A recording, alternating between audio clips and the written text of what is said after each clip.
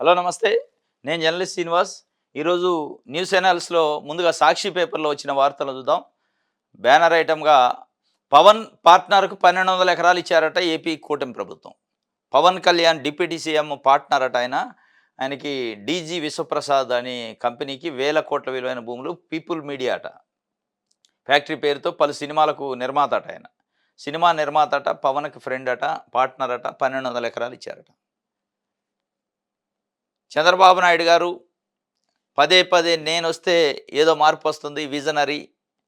జగను మాటల్లో చూయించిండు, నేను చేతల్లో చూపిస్తానంటే మరి ఈ చేతలు ఎకరాలకు ఎకరాలు, వందల ఎకరాలు పెట్టుబడిదారులకి, పెత్తందారులకి పంచే చేతలా?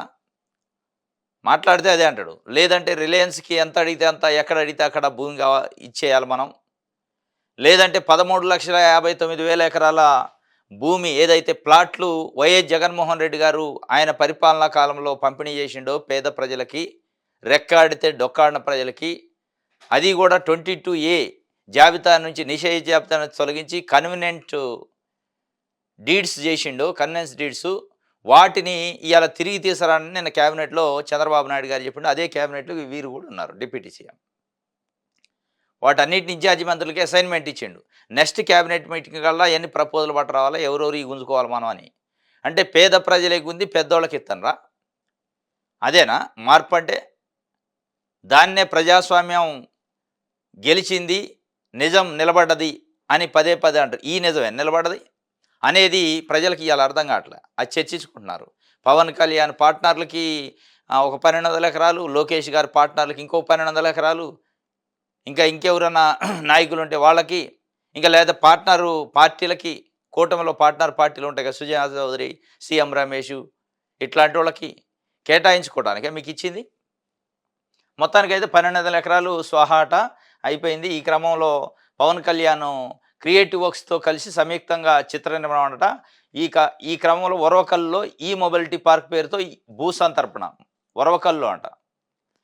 పీపుల్ టెక్ ఎంటర్ప్రైజ్ పేరుతో ఈ మొబిలిటీ వాహన రంగంలోకి ప్రవేశం. ఏమాత్రం అనుభవం లేకున్నా, అనుభవం ఉన్న కంపెనీతో భాగస్వామ్యం లేకున్నా కదిలిన ఫైలు. ఓర్వకల్లు పారిశ్రామిక పార్కు 2621 ఎకరాల కేటాయింపులకు మంత్రివర్గ ఆమోదం. ఆ పక్కనే 1200 ఎకరాల మొబిలిటీ పార్క్ అంటూ అదే రోజు సర్కారు ఒప్పందం. కారు చౌకగా భూములు కట్టబెట్టేందుకు కూటమి పెద్దలు గ్రీన్ సిగ్నల్. ఏమాత్రం అనుభవం లేదట, అనుభవం ఉన్న కంపెనీతో టైఅప్ లేదు, అయినా 1200 ఎకరాలు వస్తుంది. ఈ మొబిలిటీ పార్క్ అనేది పెట్టారట, దాని పక్కనే అట. దాని క్యాబినెట్ మొన్న ఆమోదం తెలిపి 2621 ఎకరాలు వాళ్ళ కట్టబెట్టడానికి ఒక కంపెనీకి, దాని పక్కనే ఈ 1200 ఎకరాలు కూడా ఇచ్చారు. అనుభవం లేదు, అనుభవం ఉన్న కంపెనీతో టైప్ లేదు, భూమి ఇచ్చారంటే దాని అర్థం ఏంటంటే ఆడ బిజినెస్ ఉండదు, ఏది ఉండదు, ఉద్యోగాలు ఉండవు, వ్యాపారం ఉండదు, పారిశ్రామిక ఉండదు, పారిశ్రామికవేత్తలు ఉండరు ఆడ. ఆ భూమిని కాజేసే కార్యక్రమం జరుగుతుందనేది ప్రధానంగా ఒక వార్త ఇచ్చారు. ఇంకొక వార్త, టీడీపీ ఎమ్మెల్యేలు పదవులు అమ్ముకుంటున్నారంటండు. అనేది ఎవరు మళ్ళా? వైఎస్ఆర్సీపీ నాయకులు, సిపిఎంఓ, సిపిఐఓ, పవన్ కళ్యాణ్కు సంబంధించిన జనసేన నాయకులు కాదనేది. తెలుగుదేశం పార్టీ కర్నూలు జిల్లా అధ్యక్షుడు అంటాడు టీడీపీ ఎమ్మెల్యేలు పదవులు అమ్ముకుంటున్నారు. అవి ఏం పదవులు, ఏ ఎమ్మెల్యేలు చూద్దాం. తెలుగుదేశం టీడీపీ నేతల లంచాల భాగవతాన ఆ పార్టీ కర్నూలు జిల్లా అధ్యక్షుడు తిక్కారెడ్డి బయట పెట్టారు. కొందరు టీడీపీ ఎమ్మెల్యేలు నియోజకవర్గ ఇన్ఛార్జీలు డీలర్షిప్లు, నామినేటెడ్ పోస్టులు అమ్ముకుంటున్నారని వెల్లడించారు. 5 లక్షల వరకు లంచం తీసుకుంటున్నారని తెలిపారు. అయిపోయా, లంచం అనేది ఉండదు, లంచం అనే మాట రావద్దు, అవినీతికి దూరం అన్నారు. తెలుగుదేశం పార్టీ ఎమ్మెల్యేలే తీసుకుంటున్నారట. రేషన్ డీలర్లు, అంగన్వాడీ కార్యకర్తలు, నామినేటెడ్ పదవులు, ఇన్ఛార్జి పదవులు, జిల్లా ఇన్ఛార్జి, నియోజకవర్గ ఇన్ఛార్జి పదవులు, వీటన్నిటికీ ఒక రేటు ఫిక్స్ చేశారట, టారిఫ్. దాని ప్రకారం ఆడ డబ్బులు అది సంచి పెట్టాలా, పదవి తీసుకొని పోవాలా అని నేను చెప్పట్లే, లేకపోతే ఇంకొక పత్రికలో జర్నలిస్టులో చెప్పట్లే, వేరే పార్టీ నాయకులు చెప్పట్లే. చెప్తున్నది ఎవరు? తెలుగుదేశం పార్టీ కర్నూలు జిల్లా అధ్యక్షుడు ఆయన తిక్కారెడ్డి గారు బయట పెట్టిండు. మరి ఇప్పుడు చెప్పాలా తెలుగుదేశం పార్టీ నారా లోకేష్ గారా, నారా చంద్రబాబు నాయుడు గారా చెప్పాలా? ఏంది మరి ఆ లంచం, ఆ కథ ఏంది? మరి ఏమైనా సస్పెండ్ చేస్తారా? నిజంగానే డబ్బులు తీసుకున్న వాళ్ళని ఏమైనా సస్పెండ్ చేస్తారా? అంటే చేస్తే గీస్తే ఏమన్నా చేస్తారు, సస్పెండ్ చేయటం, సోకాజ్ చేయటం. అట్టెట్ట మాట్లాడతాం? మన లంచాల గురించి బయట మాట్లాడతాం? నీకేదైనా లెక్కలు తేడా వస్తే నా ముందు చెప్పాలి, కానీ మనం కూర్చొని మాట్లాడుకోవాలా లోపల. నీకు వచ్చే సంచి నీకు రాలేదా? లేదని నువ్వు అవినీతికి వ్యతిరేకమా? వ్యతిరేకమైతే మా పార్టీలో చెల్లదు. నీకు చెల్లుబాటు లేదు, బయటికి పంపిస్తారా? చూడాలి ఏం చేస్తారో. మొత్తానికైతే టీడీపీ ఎమ్మెల్యేలే పదవులు అమ్ముకుంటున్నారట కర్నూలులో ఆయన చెప్పిన పరిస్థితి. ఇది ఒక వార్త అయితే నా కోటి మాయల మెంబర్‌షిప్ ప్రహసనంగా టీడీపీ సభ్యత నమోదు 5,00,000 బీమా వస్తుందని నమ్మబలికి సభ్యత్వం ఉంటేనే ప్రభుత్వ పథకాలు వస్తాయని బెదిరింపులట. ఈ కోటి కాటానికి మతలబ్ అదనమాట. కోటి సభ్యతాలైనయి. దానికి లోకేష్ గారు భుజాలు కాయలు కాసిందాక మోసిండు. ఆ కార్యక్రమాన్ని రాశారు. నిన్న అన్ని పత్రికలు రాసినాయి. తెలుగుదేశానికి భజన చేసే పత్రికలు. దాంతోపాటు ఒక పెద్ద పేజీ ఆడిచ్చారు అన్ని పత్రికలు ఇంక్లూడింగ్ సాక్షి. విచిత్రంగా. ఏమని? ఒకవైపు చంద్రబాబు నాయుడు గారి బొమ్మ, ఒకవైపు లోకేష్ గారి బొమ్మ, మధ్యలో ఎన్టీ రామారావు బొమ్మ. ఇప్పుడు లోకేష్ గారు పార్టీ వర్కింగ్ ప్రెసిడెంట్ కాదు, పార్టీ ప్రెసిడెంట్ కాదు, పార్టీ రాష్ట్ర శాఖ అధ్యక్షుడు కాదు. ఆయన జనరల్ సెక్రటరీ పార్టీకి. జనరల్ సెక్రటరీ ఆయన కాక ఇంకా వేరే కూడా ఉంటారు. మరి ఎవరు చేయకుండా లోకేష్ గారు దీనికి వేసిండు. చంద్రబాబు నాయుడు గారి పక్కన. చంద్రబాబు నాయుడు గారు అంటే పార్టీ అధ్యక్షుడు కాబట్టి వేయచ్చు. పల్లా శ్రీనివాసరావు పార్టీ అధ్యక్షుడు, ఇంకో తెలంగాణకు సంబంధించిన అధ్యక్షుడున్నా వేయచ్చు. కానీ లోకేష్ గారి సందర్భం ఏంటంటే కోటి సభ్యత్వాలు చేసిన ఘనత అయింది అని చెప్పడానికి మొత్తానికి ఆయన ప్రమోషన్ చేసే కార్యక్రమం చేస్తున్నారు. ఇక ఆ ప్రమోషన్లోనే ఉన్నారు మొత్తానికి. ఎట్లా ఆయన్ని ఏదో ఒకటి చేయాలి ఇంకా ఎలివేట్ చేయాలని. ఆ ఎలివేషన్లో యాడ్ చేశారు. అసలు ఈ కోటి కథ ఏందని సాక్షి పేపర్ ఒక వార్త రాసింది. 5,00,000 బీమా వస్తుందని ఫస్ట్ చెప్పారట. ఇదివరకు 2 ఉండేది. ఏదన్నా ప్రమాదవశాత్తు ఏదైనా జరిగితే సభ్యత్వం ఉన్న వాళ్ళకి 5,00,000 బీమా వస్తుంది. మేము ఉచితంగా సభ్యత్వం ఇస్తున్నాం అంటే ఎవడన్నా ఒకరు తీసుకు పార్టీ ఇష్టం ఉన్నా లేకపోయినా తీసుకుంటారు. ఇక అది ఆ ఆఫర్ పెట్టారు. రెండో ఆఫర్ ఏం పెట్టారు? రెండో బెదిరింపు ఆఫర్ కాదు అది. మీరు తెలుగుదేశం పార్టీ సభ్యత్వం తీసుకోకపోతే మీకు వచ్చే ఇళ్ళు రావు, రేషన్ కార్డు రావు, ఇంకోటి రావు, పెన్షన్లు రావు అని బెదిరించారు. అంటే ప్రభుత్వానికి సంబంధించిన వెల్ఫేర్ స్కీమ్స్ మీకు రావాలంటే తెలుగుదేశం పార్టీ సభ్యత్వం ఉండాలి, దాని నెంబర్ ఉండాలని చెప్పారు.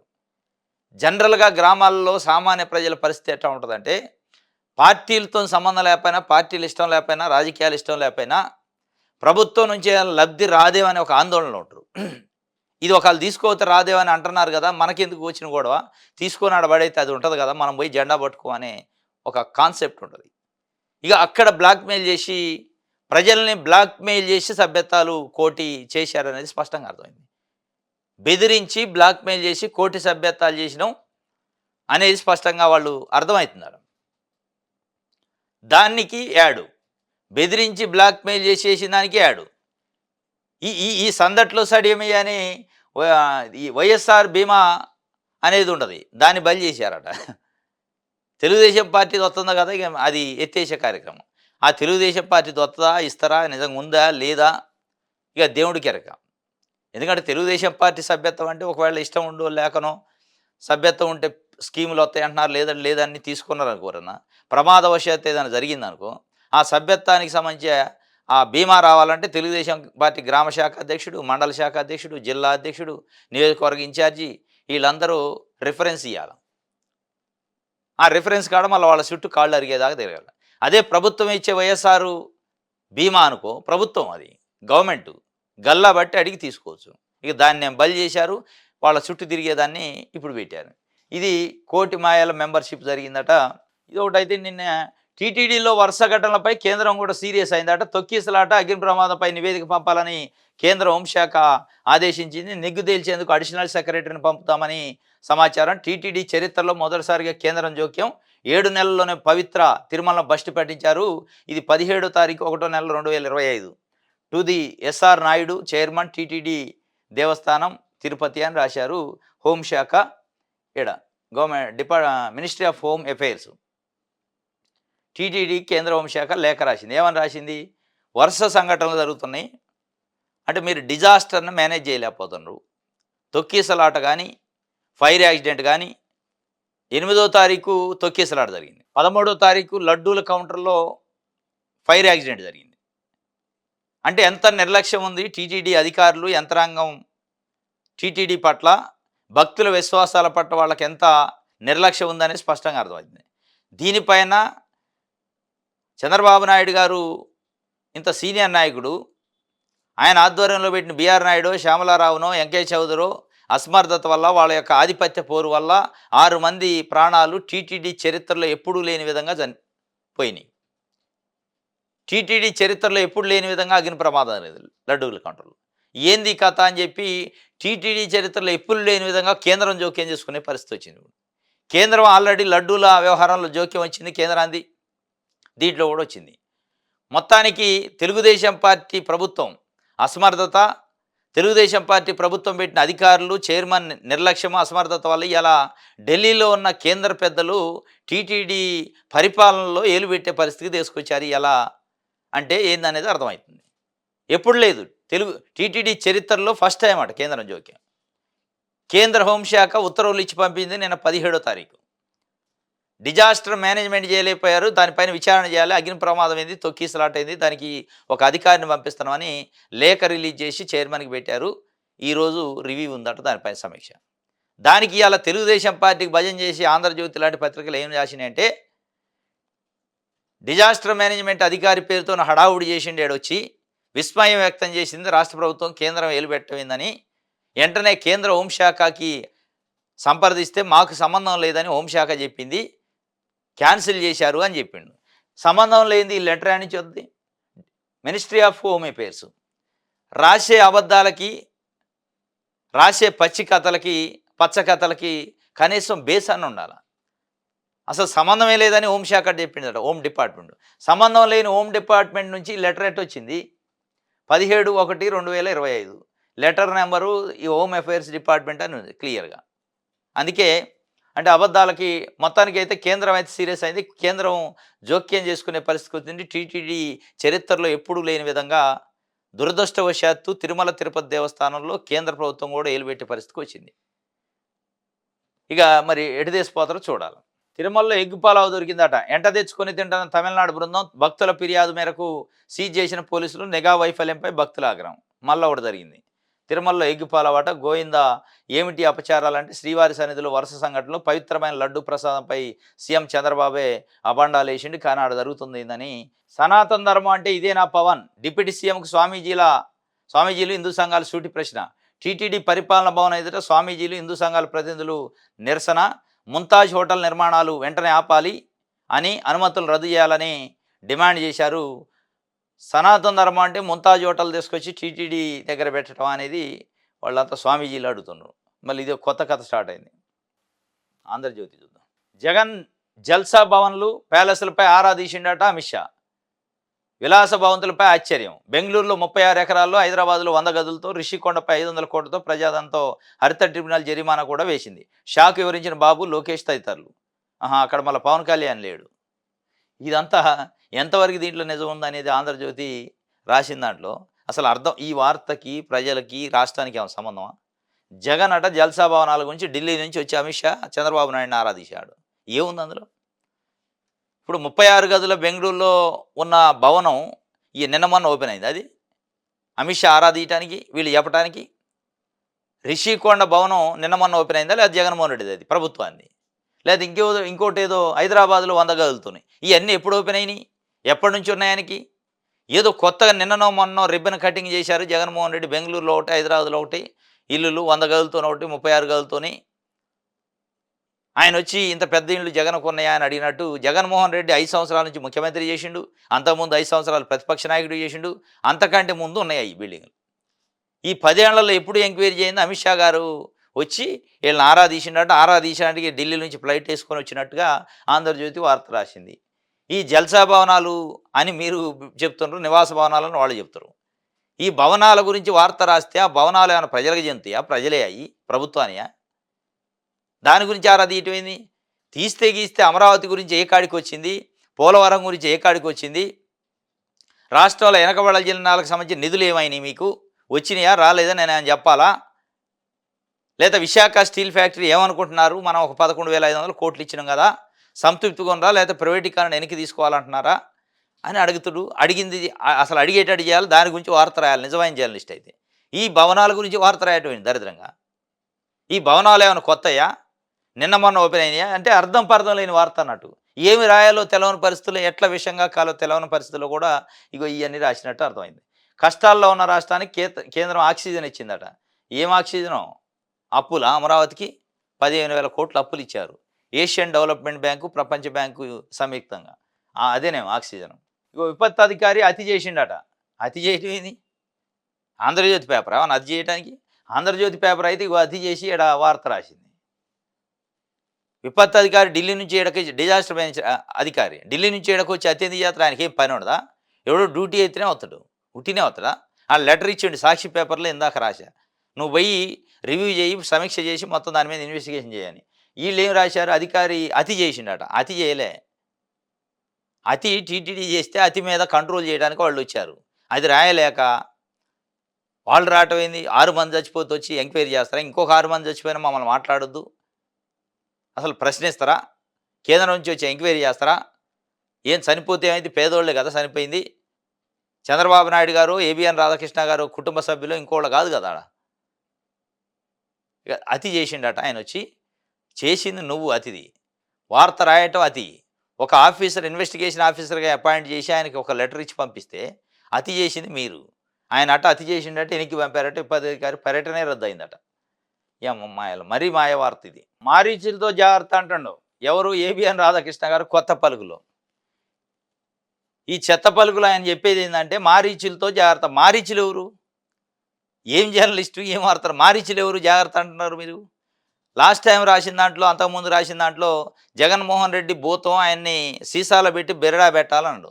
జగన్మోహన్ రెడ్డి భూతం ఎట్ట అవుతాడు? 5 సంవత్సరాలు రాష్ట్రానికి ముఖ్యమంత్రి, అంతకుముందు ప్రతిపక్ష నాయకుడు, ఒక రాజకీయ పార్టీ అధ్యక్షుడు.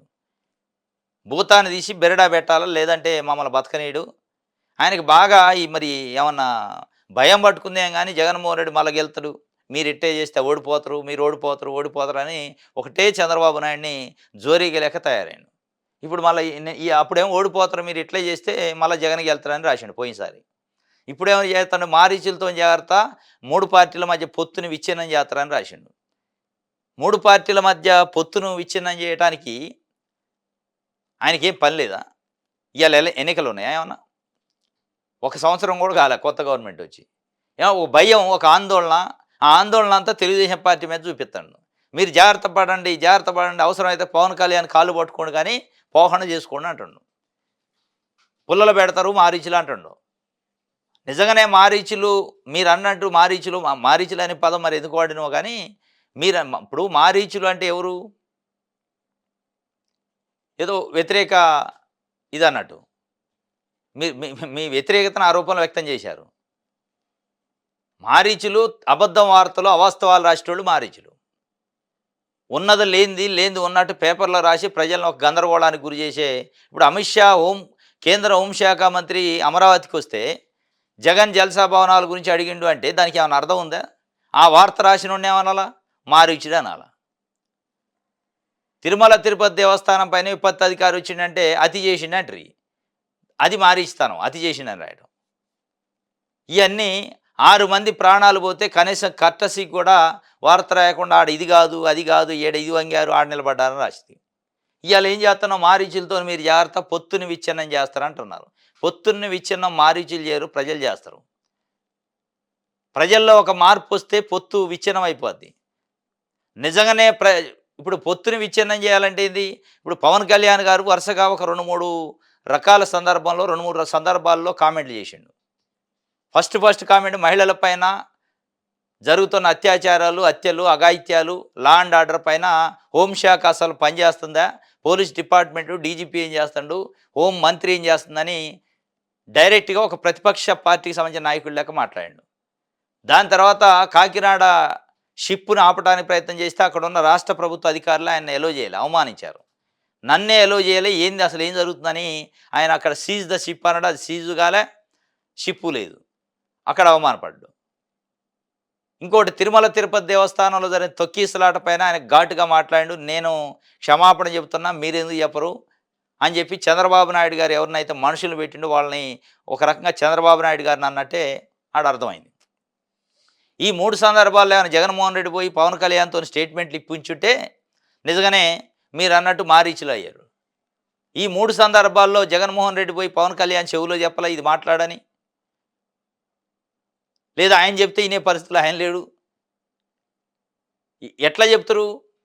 నిజంగానే మారీచుడు అవతారం మీరు లెక్కనే ఎత్తితే జగన్మోహన్ రెడ్డి అధికారంలో 2024కు ముందున్నప్పుడే ఎక్కడికక్కడికే కండ కండ కత్తి కత్తి చేసి ఎవడికోవడు కలవకుండా చేసేటోడే. అధికారం ఉంది అయాల.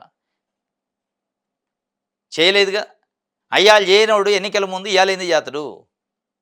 ఇయాల ఏమున్నాయి ఎన్నికలు అనేది లేకుండా ఏది పడితే అది మారీచులాట.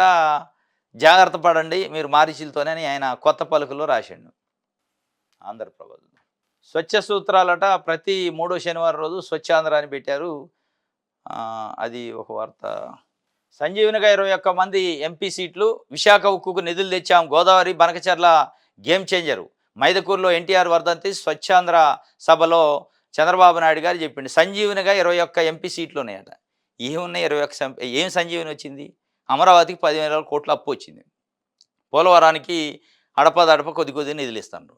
నిజంగానే సంజీవిని అయితే సంజీవిని అంటే ఏంది? కాపాడాలా ప్రాణం పోయేటోళ్ళని. ఎవరిని కాపాడింది? ప్రత్యేక హోదా వచ్చిందా? ప్యాకేజీ వచ్చిందా? పోలవరానికి ఏమన్నా ఒక 50,000 కోట్ల డబ్బులు వచ్చినాయా? 1,00,000 కోట్లు అమరావతికి వచ్చినాయా? ఆడ ఏం లేదు, ఉటిదే. ఈ సంజీవిని ఎవరికి అయిందంటే చంద్రబాబు నాయుడు గారికి, ఆయన పార్టీకి, ఆయనకున్న కేసులు వ్యవహారాలకు అయింది. పదే పదే జగన్మోహన్ రెడ్డి గారు ముఖ్యమంత్రి ఉన్నప్పుడు ఇదే ఆంధ్రజ్యోతి, ఈనాడు పత్రికలు, ఈ భజన చేసే ఛానళ్ళు పత్రికలు ఏమి రాశాయి? జగన్మోహన్ రెడ్డి ఢిల్లీ పోయిండు, కేంద్రాన్ని నిలదీయలేదు, రాష్ట్ర ప్రయోజనాలు తాకట్టు పెట్టిండు, ఆయనకున్న కేసుల గురించి మాట్లాడుకొని వచ్చిండు అంటుండు. వాస్తవంగా ఆ రోజు జగన్మోహన్ రెడ్డి ఎన్డీఏ గవర్నమెంట్లో భాగస్వామ్య పక్షం కాదు. ఒకవేళ భాగస్వామ్య పక్షం కాకపోయినా బయట నుంచి మద్దతు ఇట్లేదు. ఎందుకంటే ఈయన మద్దతు వాళ్ళకి అవసరమే లేదు. ఆ రోజు ఫుల్ మెజార్టీ వచ్చింది. ఇవాళ ఉంది. మీరు అంటున్నట్టు సంజీవిని 21 మంది ఎంపీలు ఆంధ్రప్రదేశ్ సంబంధించి సంజీవిని ఈ 21 మంది లేకపోతే ఆడ ప్రభుత్వం కూలిద్ది. అది అందరికీ తెలిసింది. ఇవాళ మీరు ఏదంటే అది అడగవచ్చు, నిలదీయచ్చు. ఆయన ఏమీ లేని రోజే కేసుల గురించి మేనేజ్ చేస్తే మరి మీరు ఏం చేస్తున్నారు? 21 మందిని ఎంపీలను పెట్టుకొని మీ స్కిల్ కేసుని అడ్డం పెట్టుకొని ఆడ తాకట్టు పెట్టారా? మీరు ఎందుకు అడగలేకపోతున్నారు? సరే, జగన్మోహన్ రెడ్డి గారి ఎంపీలో జగన్మోహన్ రెడ్డి అవసరమా? ఆ రోజు కేంద్రానికి లేదు. ఇవాళ చంద్రబాబు నాయుడు గారి ఎంపీలు, చంద్రబాబు నాయుడు గారి అవసరం ఎన్డీఏ ప్రభుత్వానికి ఉంది. ఆయన ఈ మోడీ గారు వేసుకున్న 4 కాళ్ళ కుర్చీలో ఒక కాలు చంద్రబాబు నాయుడు గారిదే. మరి ఎందుకు మీరు ఆ సంజీవిని వాడలేకపోతున్నారు సరైన పద్ధతిలో? మీరు అన్నట్టు జగన్మోహన్ రెడ్డి 5 సంవత్సరాల్లో కేసుల కోసం పనిచేస్తే మరి మీరు దేనికోసం చేస్తున్నారు? మీకున్న కేసుల కోసం ఈ సంజీవిని వాడుతున్నారా? రాష్ట్రం కోసం వాడుతున్నారా? నిజంగానే రాష్ట్రం కోసం వాడితే ఏమైంది ప్రత్యేక హోదా? ఏమైంది పోలవరానికి డబ్బులు? ఏమైంది అమరావతికి డబ్బులు? ఏమవుతుంది మరి? ఏమి కాలే. కానీ సంజీవిని దేనికి సంజీవిని అంటే దీనికి సంజీవిని అయింది. పక్కనే ఒక ఆయన రెడ్డప్ప గారి శ్రీనివాసులు రెడ్డి నిన్న మైదుకూరులో ఎన్టీ రామారావు గారి 29వ వర్ధంతి సందర్భంగా చంద్రబాబు నాయుడు గారు పాల్గొంటే ఆ సభలో ఆ polit bureau member Srinivasulu Reddy గారు ఏం చెప్పిండంటే డిప్యూటీ సీఎంగా లోకేష్ గారిని చూడాలనుకుంటున్నాం అని చెప్పిండు. సార్ మాకు ఒక కోరిక ఉంది సార్ ఆయన చెప్తుండు. అంటే జనాలంతా అటెన్షన్. ఏం కోరిక చెబుతారు శ్రీనివాసులు రెడ్డి గారు? మా గురించి, జనం గురించి అని చెబుతారు. ప్రజలకు ఇండ్లు కావాలో, ప్లాట్లు కావాలో, భూములు పంచాలో, లేకపోతే ప్రాజెక్టులు కట్టాలని అనుకున్నారు అని ఒక సెకన్ ఆగి మాకు ఒక కోరిక ఉంది సార్.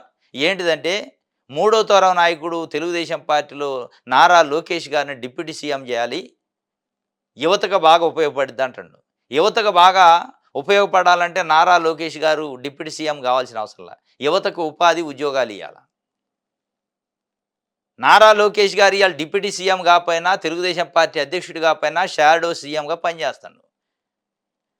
ఆయన అధ్యక్షుడు కాకపోయినా తెలుగుదేశం పార్టీ సభ్యతాలు కోటి భుజాల మీద మోసిండని యాడ్లు ఎత్తిరి. ఇంకా అధ్యక్షుడు కావాల్సిన అవసరం లేదు. డిప్యూటీ సీఎం కాకపోయినా రాష్ట్రంలో ఉన్న క్యాబినెట్లో ఉన్న మంత్రులు, ఎమ్మెల్యేలు అందరూ ఆయన్నే కలుతున్నారు. కానీ ఎలివేట్ చేయాలి సార్ మనం అంటుండు. అంటే ఎలివేషన్ చేసుకుంటూ పోతారా? ప్రజల నుంచి రావాలి కానీ ఎలివేషన్ ఏంది? మొత్తానికి ఈ సంజీవిని దీనికి వాడుతున్నారు.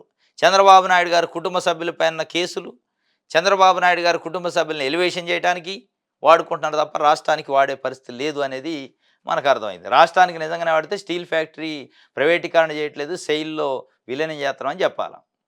దిశ పేపర్. రాయలసీమ గోదావరి నీళ్ళు తెత్తరట. నదుల అనుసంధానంతో కరువు రహిత రాష్ట్ర సాధ్యం అని చెప్పి చంద్రబాబు నాయుడు గారు చెప్తుండ్రు. రాయలసీమకు గోదావరి నీళ్ళు తెత్త బనకచర్ల అంటాడు రోజు. గతంలో కూడా పట్టిసీమతో రాయలసీమ తడుపుతాడు. మరి అది మర్చిపోయింది ఇప్పుడు పోయినసారి టర్మ్లో. ఊకే పట్టుసీమ అనేది. ఇప్పుడు బనకచెర్ల అంటున్నాం. ఇయాల పట్టుసీమ అన్నా, ఇయాల బనకచెర్ల అన్నా అది వచ్చిన రోజు మనం చూసిన రోజు. రాయలసీమకి అయ్యాల కూడా రాయలసీమకి గోదావరి నీళ్ళు తెత్తా, కృష్ణా నీళ్ళు తెత్తా అన్నాడు. మరి ఎటు పోయినాయి అయి? ఇగో మంత్రి నారా లోకేష్‌ని డిప్యూటీ సీఎం చేయాలి సార్. మాకొక కోరిక ఉంది. ఆ కోరిక నెరవేర్చండి అని ఆయన చెప్తుండు. R Srinivasa Reddy politburo member. జేసీపై మాధవీలత న్యాయ పోరాటం చేస్తారట. హ్యూమన్ రైట్స్‌తో పాటు మా అసోసియేషన్‌కి ఫిర్యాదు చేశారు. ఒంటరి పోరాటానికి వెనకాడేది లేదని ప్రకటన. హీరోయిన్‌కు సొంత పార్టీ మద్దతు కరువైంది వాస్తవంగా. బీజేపీ నాయకురాలు ఆమెని ఒక రకంగా మాధవీలతనైతే వ్యక్తిగతంగా అవమానకరంగా మాట్లాడాడు. జేసీ ప్రభాకర్ రెడ్డి తెలుగుదేశం పార్టీ నాయకుడు, తాడిపత్రి ఎమ్మెల్యే. ఒక మహిళ బీజేపీ పార్టీలో నాయకురాలు ఆమె పైన మాట్లాడితే ఎంత గమ్మత్తుందంటే ఆంధ్రప్రదేశ్ రాష్ట్రంలో 2 పార్టీలకు 2 జాతీయ పార్టీలకు మహిళా అధ్యక్షురాలు ఉండరు. కాంగ్రెస్ పార్టీకి షర్మిల మహిళా అధ్యక్షురాలు, బీజేపీ పార్టీకి వాళ్ళ ఏ మాధవీలత ఏ పార్టీలో ఉన్నారో ఆ పార్టీ అధ్యక్షురాలు కూడా పురంధరేశ్వరి గారు మహిళే. ఒక మాట మాత్రం కూడా మాట్లాడలే. ఏ రకంగా జేసీ ప్రభాకర్ రెడ్డి ఒక మహిళను అవమానపరుస్తాడు? మహిళగా పార్టీలు పక్కన పెట్టండి. ఎట్లా ప్రాస్టిట్యూట్ అంటాడు, వేశ్య అనే పదం వాడతాడు. ఆమె చేసిన వీడియోలో తప్పింది 31 డిసెంబర్ కోసం మహిళల కోసం స్పెషల్ ప్రోగ్రాం ఎంజాయ్మెంట్కి చేసినాం అంటే కాస్త జాగ్రత్తగా ఉండండి. మహిళల ప్రాణ మానాలకి నష్టం జరిగే అవకాశం ఉంటుంది. నైట్ టైము అట్లాంటి తాగుడు పార్టీలకు పోకుండా ఉంటే మంచిది అని చెప్పిందాం. దానికి ఆయన ఏం చెప్పిండు? ఆమె చెప్పినంత అట్లా తప్పు ఉందేమన్నా? అది ఇది అని మాట్లాడాడు. అదే అది చెప్తే మేము వినాలనా? ప్రాస్టిట్యూట్ అని మాట్లాడాడు. దానిపైన ఆ పార్టీ అధ్యక్షురాలు మన పురంధరేశ్వరి గారు ఒక మాట మాట్లాడలే. అట్లా ఎట్లా మాట్లాడతాను? కనీసం ఒక ఖండనీయలే. షర్మిల గారు ఒక ఖండనీయలే. అంటే దేనికోసం మీరు అధ్యక్షులైంది? దేనికోసం రాజకీయాలు చేస్తున్నారు? అంత సెలబ్రిటీ మహిళ పైనే ఆ రకమైన కామెంట్లు చేస్తే సామాన్య మహిళకి ఏం రక్షణ ఉంటుంది? అందుకే ఆమె నేను న్యాయ పోరాటం చేస్తే ఎవరు పట్టించుకున్నా, ఎవరు పట్టించుకోకపోయినా అని నిన్న మాకును వాటి కంప్లైంట్ ఇచ్చారు హ్యూమన్ రైట్స్‌కి మాధవీలత గారు. ఈనాడు చూద్దాం. స్వచ్ఛాంధ్రకు చేతులు కలుపుదామంటుండు. ప్రతి 3వ శనివారం ఉద్యమ స్ఫూర్తితో నిర్వహించుదామని నిన్న మైదకూరులో మాట్లాడిండు చంద్రబాబు నాయుడు గారు స్వచ్ఛాంధ్ర గురించి. ఇది ఆంధ్రప్రభల నాయుడు వచ్చింది. ఎన్టీఆర్ తెలుగువారి ఆత్మగౌరవం అంట. నిన్న నారా లోకేష్ అక్కడ మాట్లాడింది. అది ఒక వార్త ఉండే. ఏమని? ఎన్టీఆర్‌కి భారతరత్న కోసం ఫుల్లుగా ప్రయత్నం చేస్తున్నాం, త్వరలో వస్తుంది అనడం. ఎన్టీఆర్‌కి భారతరత్నకి ఇగో దిశ పేపర్లో ఎన్టీఆర్‌కు భారతరత్న కోసం ప్రయత్నిస్తానం, వస్తుంది. భారతరత్న మంత్రి నారా లోకేష్ వెల్లడి చేసిన ఆయన స్ఫూర్తితోనే ఏపీలో సంక్షేమ పథకాలు అంటుండు నారా లోకేష్ గారు. ఎన్టీఆర్‌కి భారతరత్న కోసం ప్రయత్నం చేస్తాడట, వస్తుందట. ఎట్లా వస్తుంది ఎన్టీఆర్‌కి? ఎన్టీఆర్ భారతరత్నకి ఎలిజిబులే, దాంట్లో డౌట్ లేదు. ఎలిజిబిలిటీ గురించి నేను మాట్లాడలే. భారతరత్న రావద్దు అని ప్రధానంగా కోరుకునే వాళ్ళు చంద్రబాబు నాయుడు గారే ఉండు, దాంట్లో డౌటే లేదు. అది స్పష్టంగా అర్థమవుతుంది గత చరిత్ర. ఎందుకు అంటున్నాం అంటే ఈ మాట ఎందుకు ప్రజలు మాట్లాడుకుంటున్నారంటే ఆయన ఏదో నేను ఇవాళ ప్రయత్నం చేస్తాను అంటుండు. ఇవాళ ఎన్డీఏ కూటమి ప్రభుత్వం చంద్రబాబు నాయుడు గారి చలవతోనూ ఉంది. భారతరత్న రావటం నిమిషం పనే, కానీ రానియరు. అది ఎవరు అందుకోవాలనేది సమస్య. భారతరత్న రాష్ట్రపతి చేతుల మీదుగా ఎవరు తీసుకోవాలా అనేది ప్రశ్న వచ్చినప్పుడు ఎన్టీఆర్ గారి సతీమణి లక్ష్మీపార్వతి గారు తీసుకోవాలి. కాబట్టి ఆపేశారు. ఇక ప్రయత్నం చేస్తున్నాం, వస్తుంది. ఎందుకు రాదు? నిజంగా మీరు ప్రయత్నం చేస్తే, ప్రయత్నం కాదు ఆపటానికి ప్రయత్నం చేస్తున్నారు.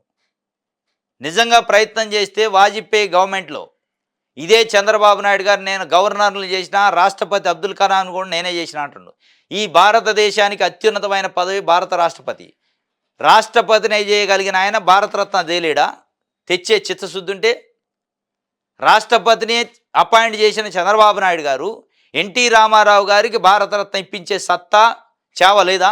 ఆ రోజే ఉంది. ఇప్పిలే. ఇప్పిస్తే ఎవరు తీసుకోవాలనే ప్రశ్న. లక్ష్మీ పార్వతి గారు తీసుకోవాలా? వాళ్ళకి ఇష్టం లేదు. అదే అనమాట అసలు కథ. మళ్ళీ ఈ డ్రామాలు ప్రయత్నం చేస్తున్నాం, భారతరత్న ఇవ్వాలి. ఆయన ప్రతి వర్ధంతికి జయంతికి చెబుతుంటారు భారతరత్న ఇవ్వాలి. ఇస్తంటే ఓడొద్దు అంటుండు. ఇచ్చే స్థానంలో మీరే ఉంటారు, ఇంక ఇచ్చేదోడు. 96 నుంచి 2004 వరకు ముఖ్యమంత్రిగా మీరు ఉండి కేంద్రంలో చక్రం తిప్పింది మీరేనా? కేంద్ర ప్రభుత్వంలో గవర్నర్లని, మంత్రుల్ని, జడ్జీలని, రాష్ట్రపతులను నియమించే స్థాయి మీకు ఉంది అన్నారు, మీరే అన్నారు.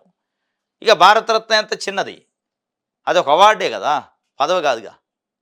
ఇప్పియొచ్చు. అయ్యాల ఇప్పియలే. సరే ఇయ్యాల ఏమన్నా ఇప్పిత్తరా? ఇయ్యాల కూడా మీకు 21 మంది ఎంపీలు సంజీవని అన్నారు ఏపీకి. ఆ సంజీవనిలో ఇది కూడా వాడుకోవచ్చు.